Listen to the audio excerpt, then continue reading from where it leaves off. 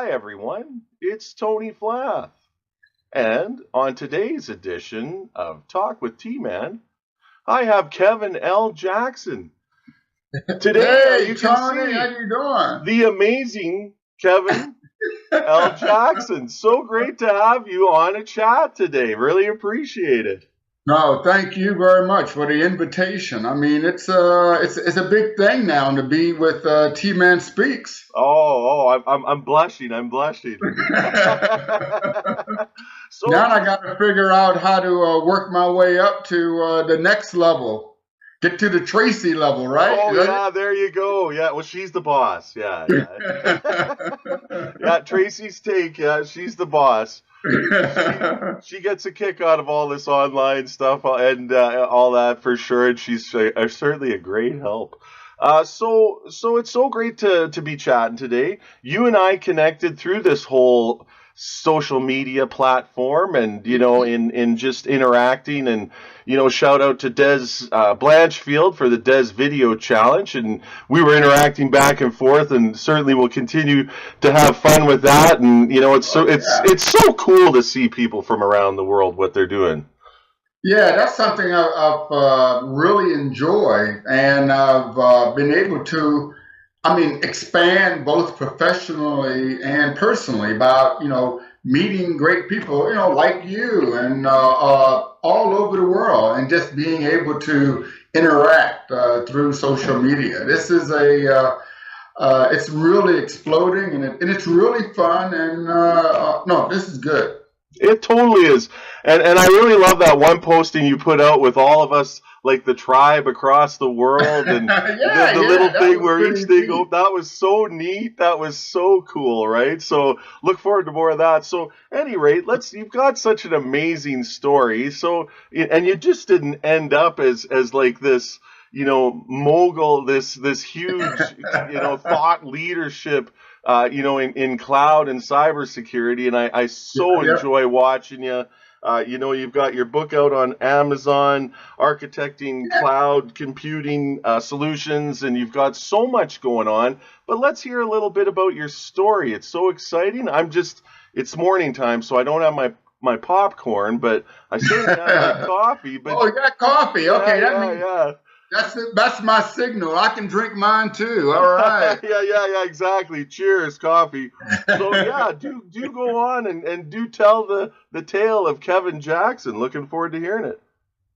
Okay, well I'll spare you I was born part, but I did a lot of work in the Navy. I was in the U.S. Navy. I was a carrier pilot, flew command and control and logistics, and was also a landing signal officer. So I got to fly a lot of different aircraft like F4s and A4s, F5s, and even sailplanes and helicopters. But while I was in the Navy, I started working with the Navy Space Technology Program on low Earth orbit systems. And in that position, we leveraged a lot of global networks to provide information to forces afloat globally. And then as computers got smaller, we started using, luggable computers, then laptops, and then wearable computers to get information out to forces on the front line. This was during the war. And that was leveraging service-oriented architecture to get applications and data. And then the wide area networks and these mobile computers and smartphones and the service-oriented architecture all merged into cloud computing. So it was like a natural, transition for me when I left the military and started supporting. I was with J.P. Morgan Chase as they were building their IT platform and home banking. I was with IBM, and I was a worldwide sales executive for mobile wireless and voice at IBM. And then, at the U.S. federal level and the FedRAMP, Federal Risk Authorization and Management Program, for the use of cloud computing. I was very intimately involved in that. And, as they say, the rest is history. I started writing, started teaching. So now that's what I do. I consult on cloud computing.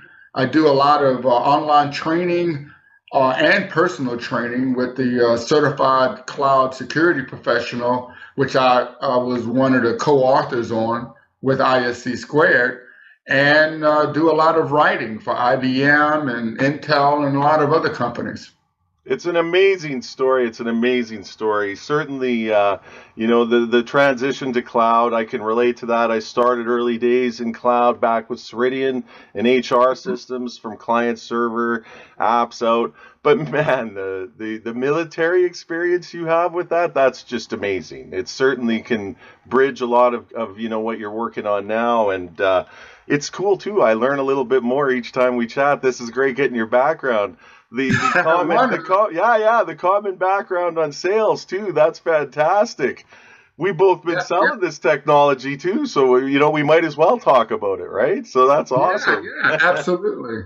So let's talk a little bit more. I know you mentioned a little bit earlier when we did our quick shout out today, and you were talking about a project that you're working on now that's certainly, this is another one. Just stop the press on this one. This is exciting stuff. So do tell.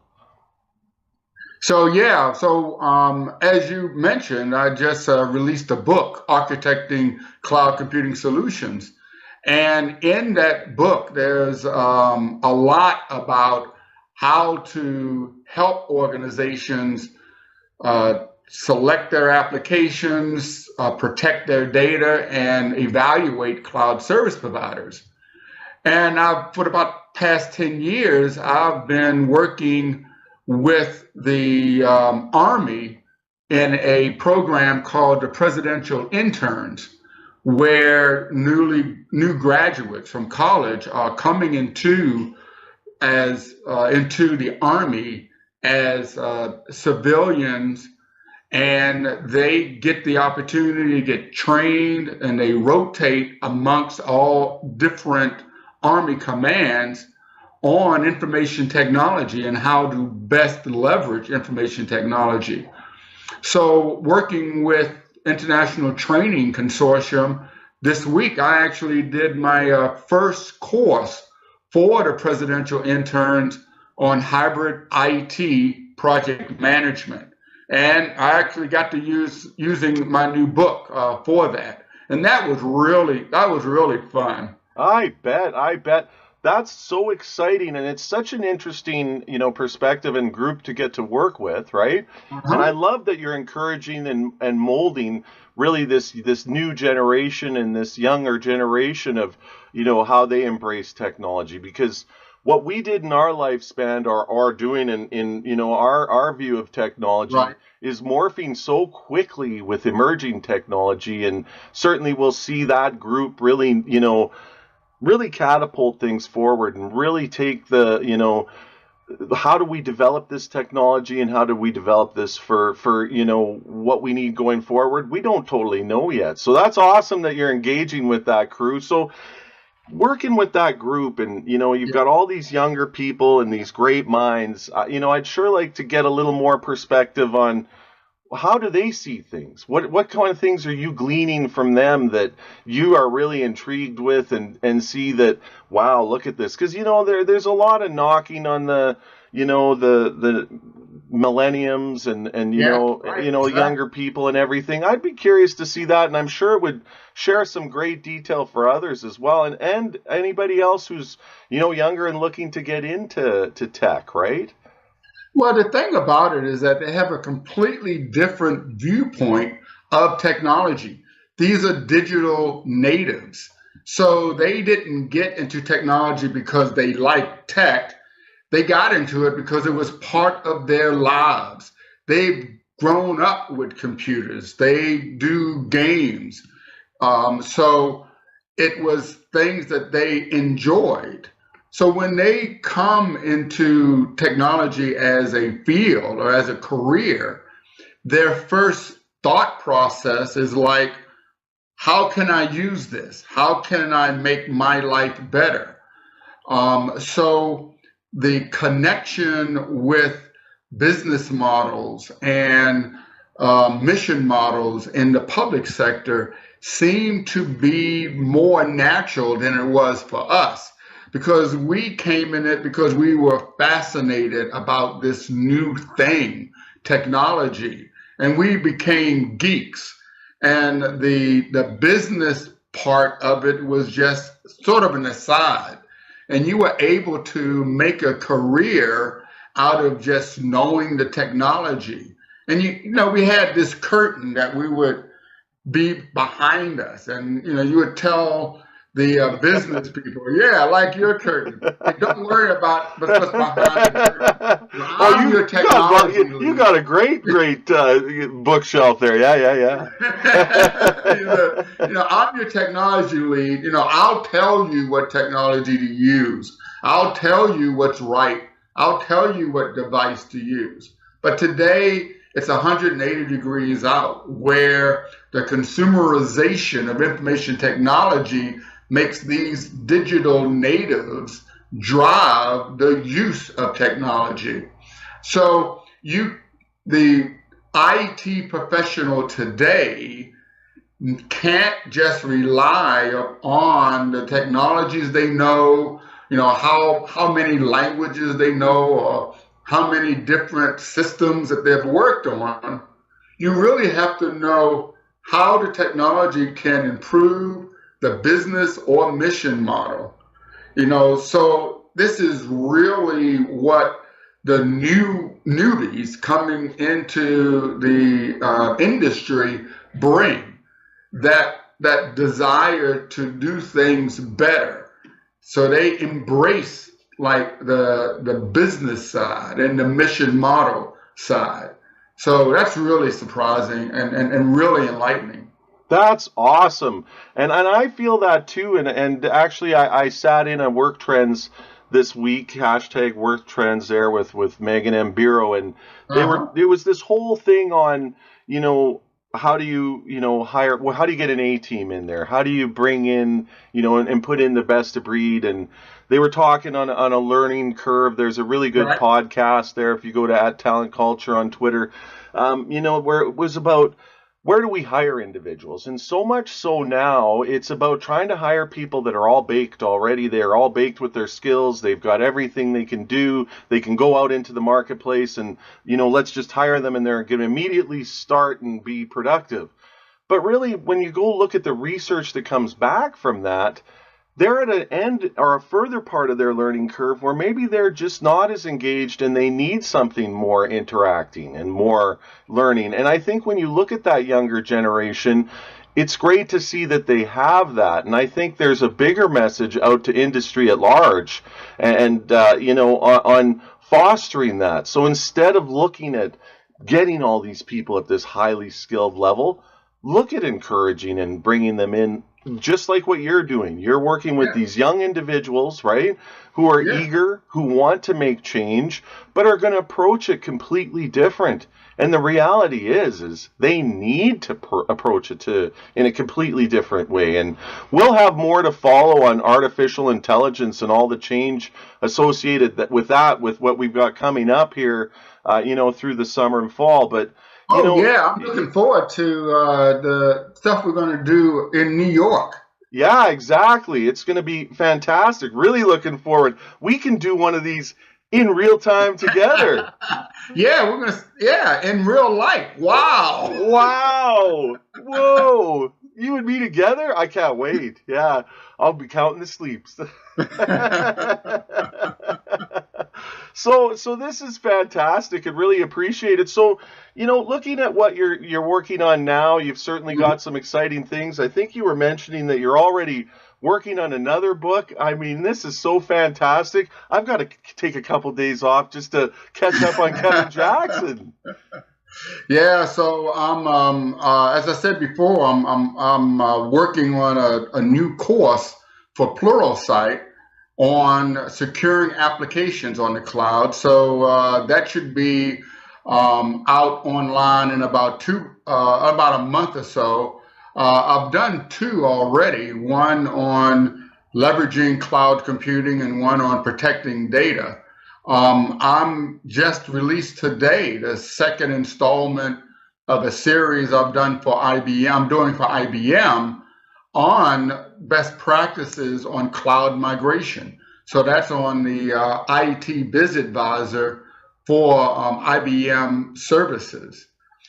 And there's a lot of things in the pipeline, so you'll be seeing quite a bit of me. And one of the most exciting things from a personal point of view that I'm doing right now is the Call for Code. This is a global initiative by the David Clark Cause organization in conjunction with the United Nations. And what they're doing is they're calling software developers to use their expertise to enable information technology for disaster response. So that is a great way to leverage your skills for good.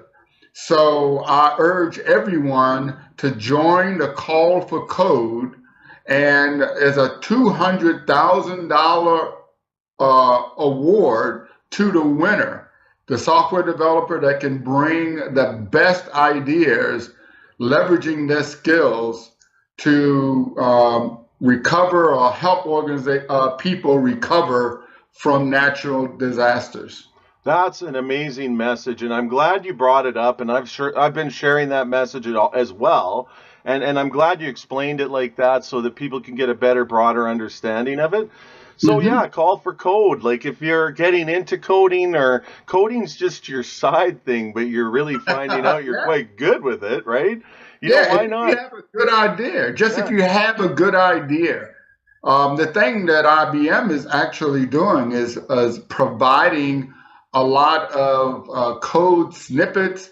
They are providing artificial intelligence support via Watson, and there are hackathons. In fact, today there's a hackathon all weekend on Call for Code.